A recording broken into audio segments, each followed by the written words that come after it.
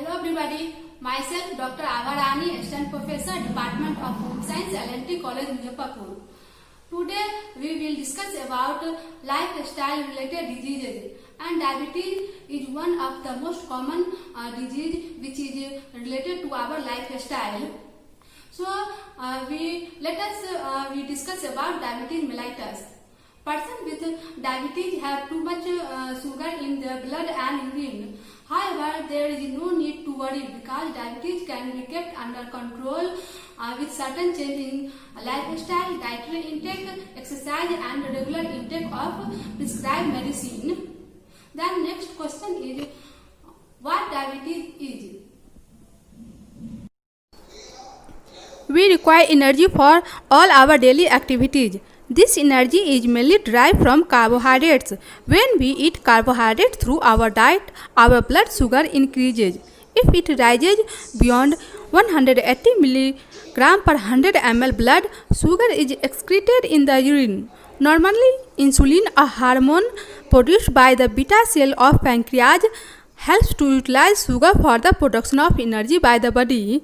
It helps in glucose uptake by the cells, prevent a rise in blood sugar and maintain its level within certain normal limits. In diabetes, either the pancreas cannot produce enough insulin or what is produced is not effective in controlling the blood sugar. Lack of effective insulin results in inadequate utilization and consequent rise in blood sugar. This condition is known as diabetes mellitus.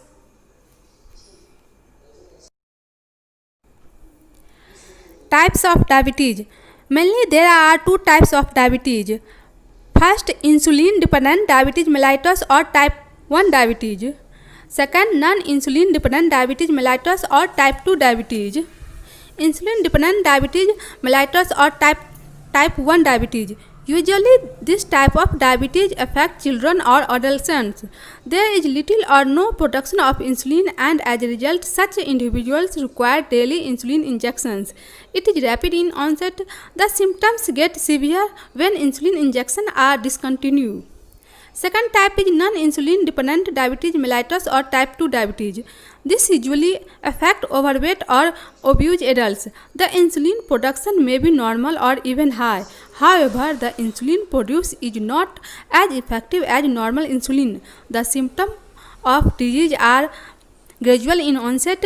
In subjects with this type of diabetes, diet, exercise or oral anti-diabetic drugs may be enough to control the raised blood sugar.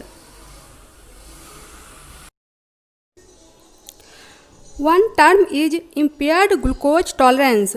Most of the people know about diabetes, but they do not know about impaired glucose tolerance.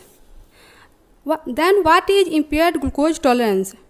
When the glycemic response, that is rise in blood glucose after the administration of 75 gram of oral glucose load, is intermediate between normal and diabetic, that condition is described as impaired glucose tolerance. Individuals with impaired glucose tolerance are generally free from symptoms of diabetes. However, they have the potential to develop diabetes at a later stage. They should be more careful in their diet and avoid obesity. In addition, they should undertake regular exercise. Risk factor. Although the actual causes of diabetes is not clear, the following factors have been shown to increase the risk for diabetes, such as hereditary factor, obesity, sedentary life, and aging. It is a general observation that diabetes, particularly of non-insulin dependent diabetes mellitus, seem to run in family. However, hereditary predisposition alone is not enough. Several factors such as diet, obesity, aging, etc. have all been shown to influence the development of diabetes. People who eat too much food and lead a sedentary life become overweight and obese. Obesity reduces the sensitivity of tissues to the action of insulin in the utilization of glucose. Lack of physical exercise and obesity increase the risk for development of diabetes in the later stage of person's life. Thus, obesity a sedentary life, and aging are also considered as risk factors for diabetes. In addition, in type 1 diabetes, autoimmunity and viral infection may play a role.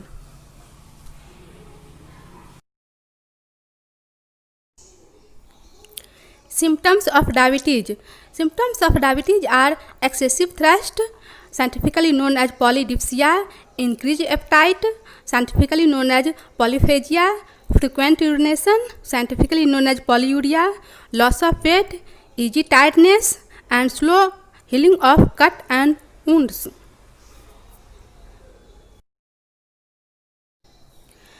Diagnostic criteria for IGT and diabetes. Generally, in normal persons without diabetes or impaired glucose tolerance, the fasting blood sugar level vary between 80 to 110 mg per 100 ml blood. The blood sugar levels increase after the glucose load and come down to basal level within 2 hours. But in case of IGT, fasting glucose level is found to be less than 120 mg per 100 ml blood. And in case of diabetes, the fasting blood glucose level is found to be greater than or equal to 120 mg per 100 ml blood.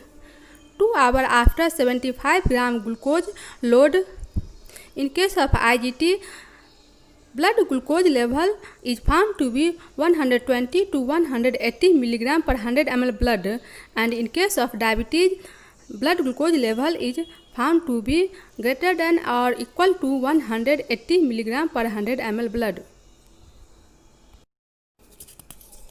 Complications of diabetes. Diabetes can develop acute as well as long-term complications. Acute complications. A diabetes is likely to develop acute complication as a result of sudden and severe decrease or increase in blood sugar level. The acute complications of diabetes are hypoglycemia, ketoacidosis, and infection. Hypoglycemia. The rapid and severe lowering of blood sugar below the certain critical normal limits below 40 to 50 mg per 100 ml blood is known as hypoglycemia. The person with hypoglycemia or low blood sugar content experiences increased appetite, weakness, sweating, restlessness, palpitation, and giddiness. This can result from an excessive dose of insulin with inadequate amount of carbohydrates in the diet, intake of alcohol along with anti-diabetic drug, or following strenuous exercise. Ketoacidosis. When the body cannot utilize carbohydrate to provide energy, it burns increased amount of fats and certain amino acids.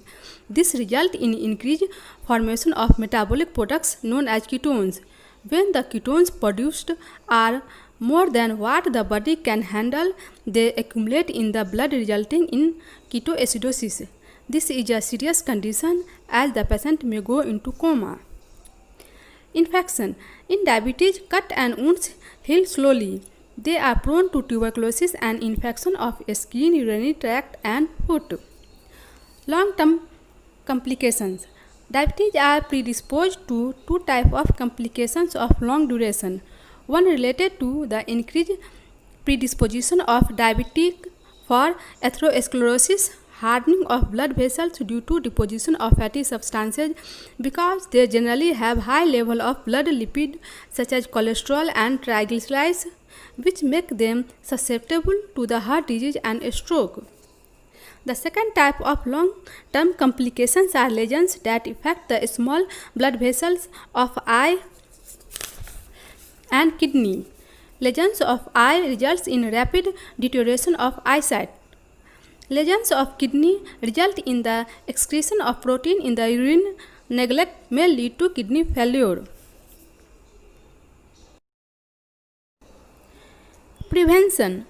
Environmental factors play a major role in the incidence of non-insulin dependent diabetes mellitus in those with family history of diabetes. As we have no control on the selection of our ancestors, we can at least take suitable steps to prevent non-insulin dependent diabetes. Lack of physical activity and higher intake of fatty food result in obesity, which in turn increase the incidence of diabetes. Therefore, every effort should be made to prevent obesity with dietary control and regular exercise.